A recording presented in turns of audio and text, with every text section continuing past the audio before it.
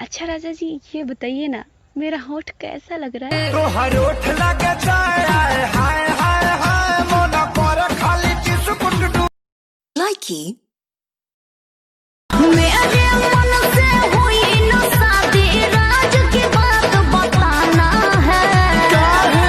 मेरा लव माना किया है, हनीमून नहीं मनाना है। लाइकी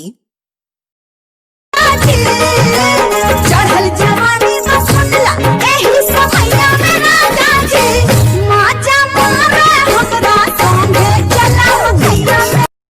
लाइकी याद ना होई तहरा काहे दिक्कत बा?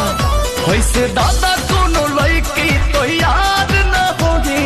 ढेर जानकारी बगा तारा तो याद ना होगी जवान नहीं हर लाइकी